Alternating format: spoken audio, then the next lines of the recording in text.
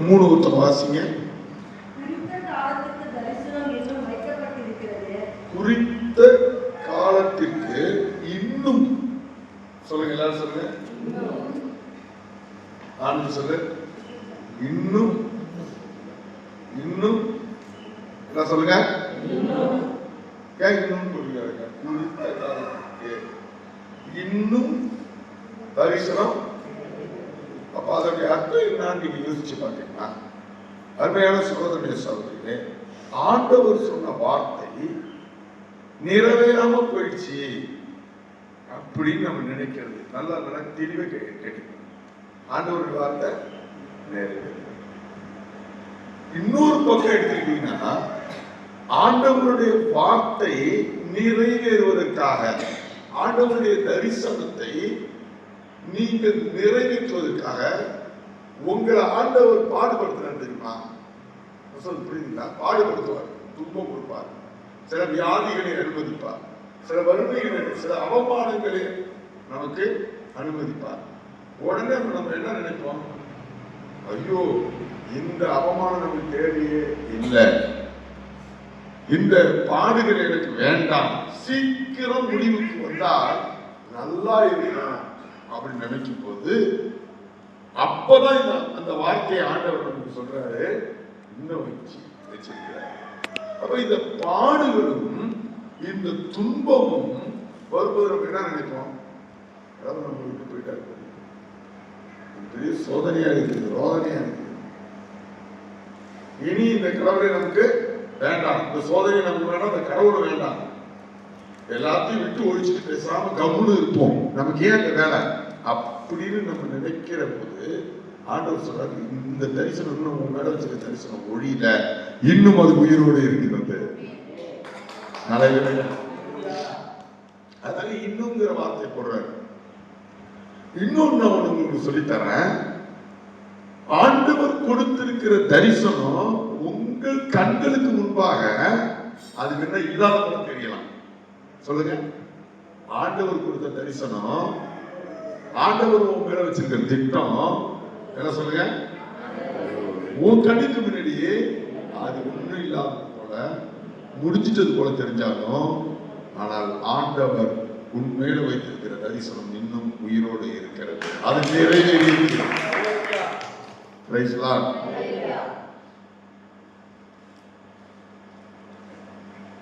இது இந்த காலையில நீங்க புதுப்பிச்சு ஆண்டவர் சமூகத்தை நீங்க சோதனை ஒரு ஆண்டவருடைய தரிசனம் நிறைவேற தாமதிக்கும் போது நீங்க இந்த தரிசனத்தை விட்டு வெளியில வந்துடலான்னு ஒரு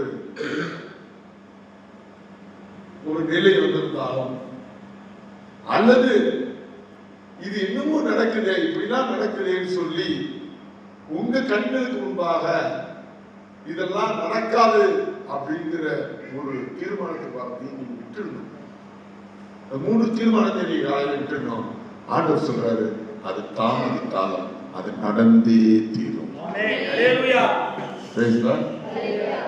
சொல்றதுங்க, இன்னும் வைக்கப்பட்டிருக்கிறது, அது விலகும், அது தாமதித்தாலும் நடக்கும்.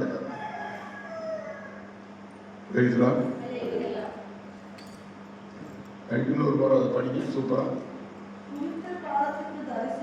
குறித்த காலம், ஏதோ ஒரு காலத்தை உங்களுக்கு குறிச்சு வச்சிருக்க. சொல்லுங்க, பக்கத்துல கை பிடிச்சு சொல்லுங்க, உனக்கு ஒரு காலத்தை குறித்து வைத்திருக்கிறார். அதை குறித்து வைக்கிறதுனா என்னங்க, ஒரு அம்பை செலுத்துறோம், ரொம்ப நேரம் அது வந்துகிட்டே இருக்கு, அது வரைக்கும் வழி தெரியுமா? அது பட்டாதான் வழி தெரியும். அது போல உன் வாழ்க்கையில ஒரு அம்பு வந்துகிட்டே இருக்கு, அது உன் மேல தைக்கும் போது உனக்கு துன்பம் அல்ல இன்பத்தை கற்று தருவார், தாழ்மை அல்ல ஒரு உயர்வை கொடுப்பார், போராட்டத்தை அல்ல ஒரு அமைதியை கொடுப்பார், கடனை நீ கடன் கொடுக்கும்படியாக ஒன்று என்ன பண்ணாரு. இவன் தான் ராஜா, இவனை கொண்டுதான் இந்த உலகம் சுத்துதுன்னு நினைக்கிறாங்க உங்களை பத்தி. ஆனா நீங்க என்ன நினைக்கிறீங்க? என்கிட்ட கடவுள் இல்லை, நான் கடன்காரன், எனக்கு ஒண்ணு இல்லை நீங்க நினைக்கிறீங்க. ஆனா அந்த உலகம் போல என்ன நினைக்குது? ஒரு ராஜாவை போல நினைக்குது, ஒரு கோடீஸ்வரன் நினைக்குது. இது உண்மையான உண்மைதான், மெய்தான். ஏன்னா குறித்த காலம் வைக்கப்பட்டது. சொல்லுங்க.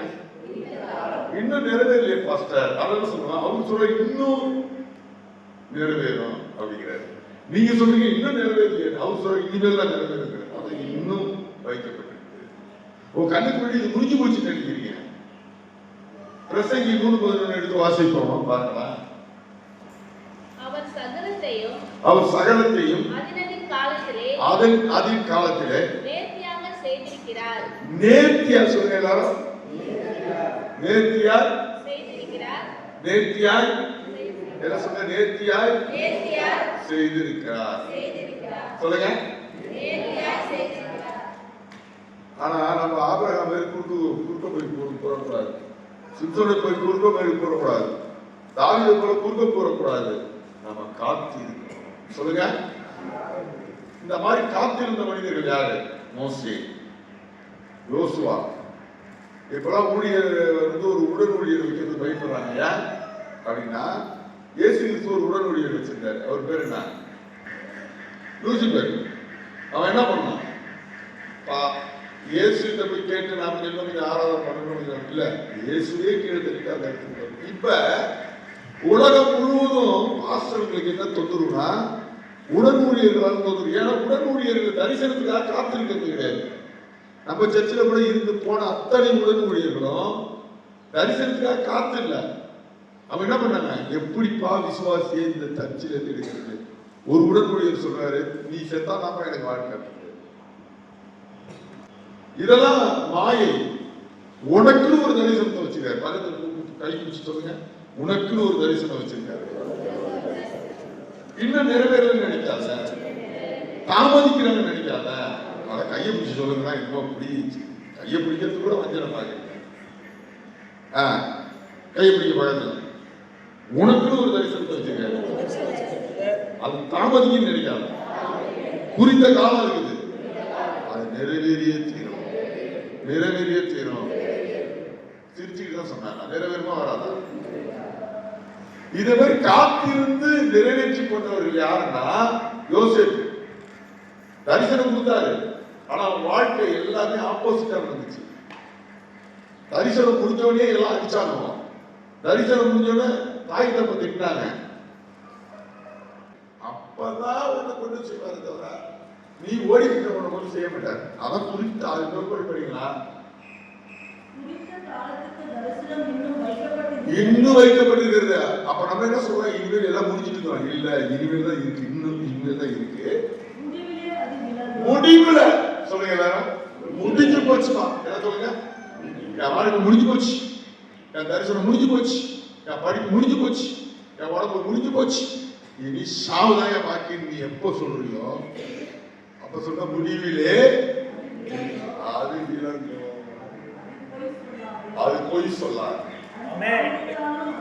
தாமதித்தாலும்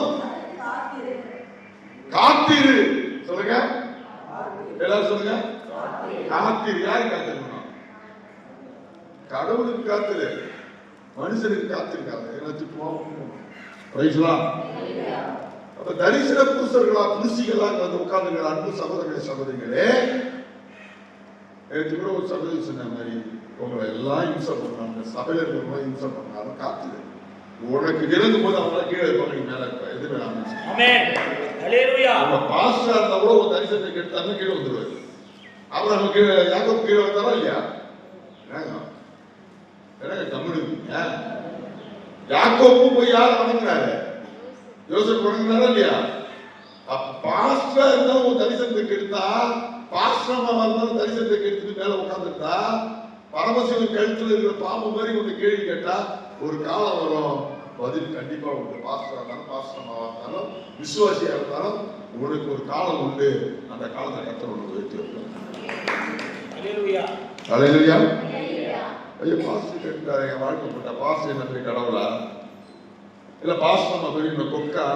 ஒரு நிமிடம். உன் தரிசனம் இன்னும் நிறைவேறப்பட்டிருக்கிறது. அல்லேலூயா. அப்ப காத்திருந்த யோசேப்பு எல்லாம் எவ்வளவு எடுத்தாங்க. குடிக்குள்ள போய் போட்டாங்க, சிறை வைக்கிறாங்க, அவங்களை வேதனைப்படுத்தினாங்க. எல்லாம் மாறி அவனுக்கு வெளியில வரும்போது அவங்க கைதியா வரல, என்ன ஆகலாம்? ராஜா. என்ன அழிக்க பார்த்தது யாருங்க? ஜெயில பிடிச்சி வைக்க பார்த்தாங்க, வெளில ஆலோசனை பார்த்தாங்க, இல்ல தானியல வந்து முயற்சி பண்ணாரு. இந்த சபை என் கூடவே இருக்கிறாள், போட்டு என்ன உள்ள இன்னும் உள்ள வைக்கலையா அப்படின்னு கிண்டி விட்டது. அவர்லாம் ஒன்றும் குற்றவாளி கிடையாது, அந்த வக்கீல் குற்றவாளி கிடையாது. என்ன உள்ள வைக்கணும் கிண்டி விட்டவன் யார்? தட்டுல சாப்பிடுறவன், தட்டுல சாப்பிடுறவன் வேற வெளியா இருக்கிறது. ஏசு போய் கேட்கறாங்க, ஓ தரிசனத்தை கிடைக்கிறது யாரு? உன்னை காட்டி கொடுக்க போறது யாரு? நான் என்ன சொன்னாரு? என் கூடவே இருந்து என்னுடைய சாப்பிட்டு என்ன படுத்துருக்கிறவன் காலை வச்சு அண்ணாட்ட போறான். என்ன பங்காளியா இருக்கு, பங்காளியா இருப்பான், இல்ல காலி காலின்னு முடிஞ்சு பாருங்க. அங்காளி பங்காளி. ஹல்லேலூயா. அதனால தைரியமா போங்க. எப்படி போங்க? ஒரு சிரிச்சம் தைரியமா போங்க. குறித்த காலத்துல இன்னும் உங்க தரிசனம் உனக்கு குறித்திருக்கிறது.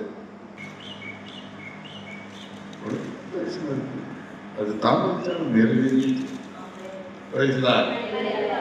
ஆனா நீ டென்ஷன் ஆகி ஆகி ஆகி என்ன போல தரிசனத்தை விட்டு வெளில வந்து